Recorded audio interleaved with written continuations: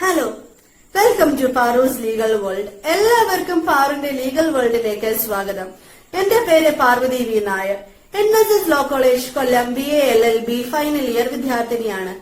എന്റെ ഈ ചാനലിൽ നിങ്ങൾക്കുടനീളം കാണാൻ സാധിക്കുന്നത് LLB കോഴ്സുമായി ബന്ധപ്പെട്ട ലോ സബ്ജക്ട്സിന്റെ ലെക്ചറിംഗ് ആണ്. എന്റെ ഈ ചാനൽ നിങ്ങൾക്ക് പ്രയോജനപ്പെടുന്നു എന്ന് തോന്നിക്കഴിഞ്ഞാൽ ഷെയർ ചെയ്യുക, ലൈക്ക് ചെയ്യുക, കമന്റ് ചെയ്യുക, സബ്സ്ക്രൈബ് ചെയ്യുക. സബ്സ്ക്രൈബ് ചെയ്യുമ്പോൾ തൊട്ടടുത്ത് കാണുന്ന ബെല്ലൈക്കൺ ഒന്ന് എനേബിൾ ചെയ്തിരിക്കുക. അപ്പോൾ അടുത്ത് വരുന്ന ഓൾ എന്ന് പറഞ്ഞ ഓപ്ഷനും ഒന്ന് എനേബിൾ ചെയ്തിരുന്നാൽ ഞാൻ അപ്ലോഡ് ചെയ്യുന്ന വീഡിയോസ് നിങ്ങൾക്ക് നോട്ടിഫിക്കേഷനായി വന്ന് ചേരും. ആദ്യമായി പബ്ലിക് ഇന്റർനാഷണൽ ലോ തന്നെ സ്റ്റാർട്ട് ചെയ്യാം. ഇന്ന് നമ്മൾ നോക്കാൻ പോകുന്നത് introduction of international law as well as certain definition of international law ആണ് നമ്മൾ നോക്കാനായിട്ട് പോകുന്നത്. സോ നമുക്കറിയാം, the present world is mainly divided into certain states. അത് നമുക്ക് നല്ല വൃത്തിയായിട്ട് അറിയാവുന്ന കാര്യമാണ്. ഓരോ സ്റ്റേറ്റ്സിനും അവരുടേതായിട്ടുള്ള സിസ്റ്റം ഓഫ് ഗവർണൻസ് ഉണ്ട്. സ്റ്റേറ്റ്സ് എന്ന് പറയുന്നത് ഇവിടെ നേഷൻസിനാണ് ഉദ്ദേശിക്കുന്നത്. ഓരോ സ്റ്റേറ്റ്സിനും അവരുടേതായിട്ടുള്ള സിസ്റ്റം ഓഫ് ഗവർണൻസ് ഉണ്ട്. അവരുടേതായിട്ട് തന്നെയുള്ള ലീഗൽ, പൊളിറ്റിക്കൽ, എക്കണോമിക്, സോഷ്യോളജിക്കൽ സിസ്റ്റംസും അവർക്കുണ്ട്. ഇപ്പോ ഈ സ്റ്റേറ്റ്സ് ഒരു മ്യൂച്വൽ റിലേഷനിലേക്ക് വരുമ്പോൾ അവിടെ ഒരു കോൺഫ്ലിക്ട്സ് ഉണ്ടാവാൻ ചാൻസ് ഉണ്ട്.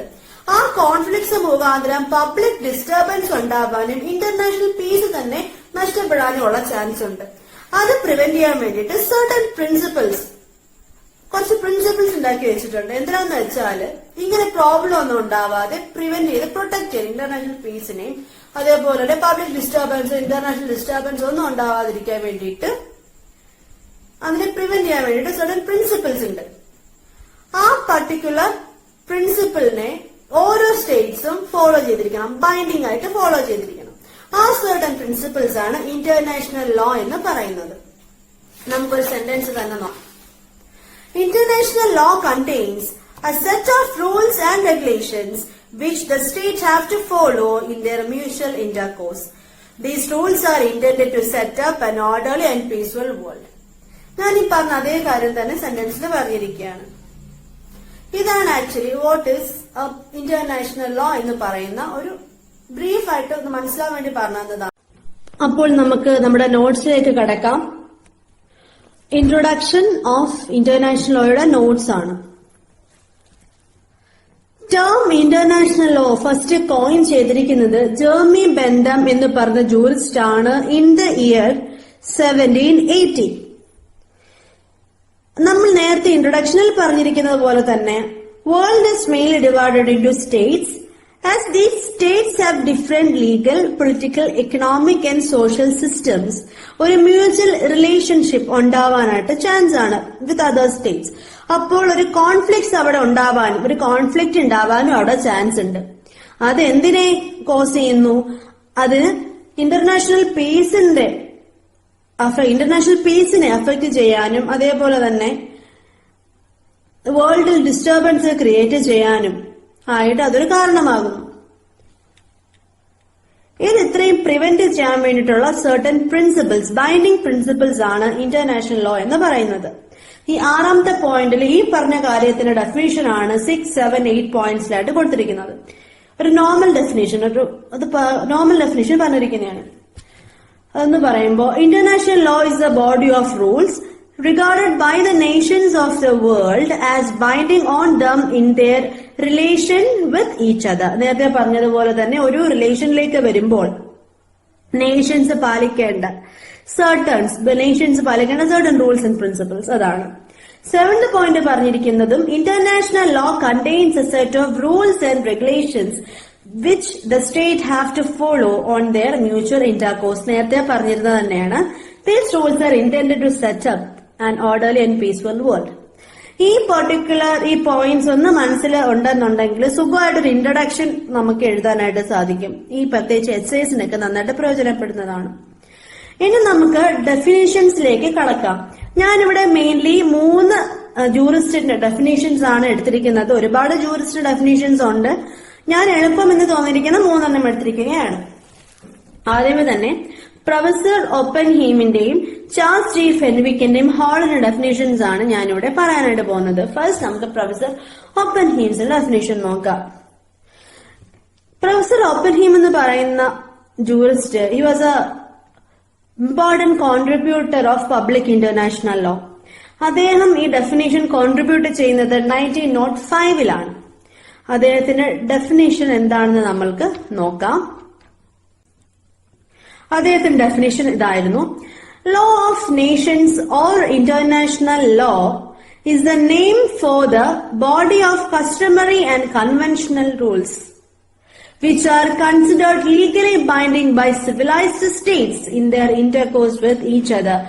അദ്ദേഹം പറയുന്നത് ലോ ഓഫ് ഇന്റർനാഷണൽ ലോ എന്ന് പറയുന്നത് അത് ലോ ഓഫ് നേഷൻസ് ആണ്. in the name for the body of customary and conventional rules.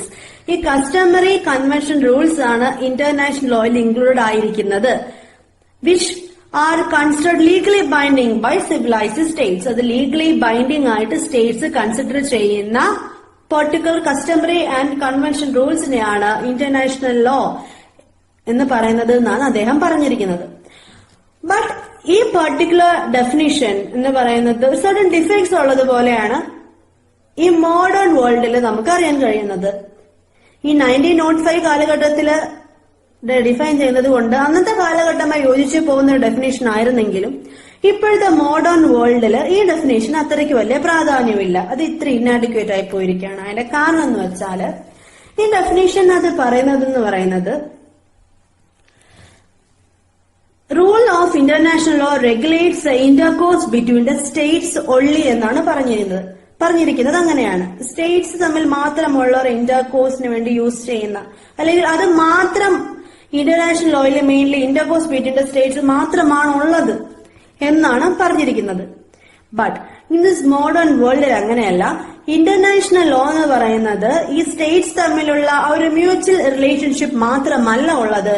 But rights and liabilities of international organisations ഉണ്ട്, അതേപോലെ തന്നെ നോൺ സ്റ്റേറ്റ് എൻടൈറ്റിൽസ് ഉണ്ട്, അതേപോലെ ഈവൻ ഇൻഡിവിജ്വൽസും ഉണ്ട്.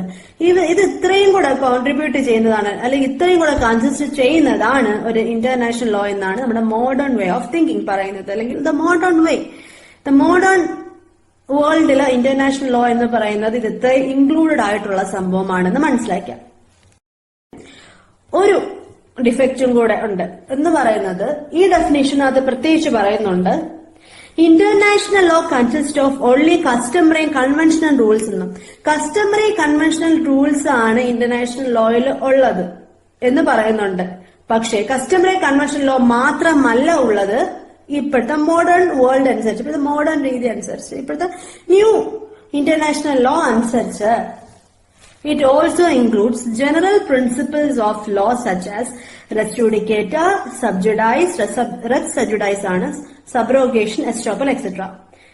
ഇത്രയാണ് ഈ res judicataയും res sub judiceും സബ്രോഗേഷനും എസ്റ്റോപ്പലിന്റെയും വീഡിയോ സെപ്പറേറ്റ് ആയിട്ട് ചെയ്തിടാം. അത് എന്തുകൊണ്ടാണ് ഈ പറഞ്ഞ ജനറൽ പ്രിൻസിപ്പിൾസ് ഓഫ് ലോ എന്തുകൊണ്ടാണ് ഇന്റർനാഷണൽ ലോയിൽ വന്നിരിക്കുന്നത്, ഇൻക്ലൂഡ് ആയിട്ടുള്ളത് എന്ന് വെച്ചാല് അതിന്റെ റീസൺ ആണ് അടുത്ത പറയുന്നത്.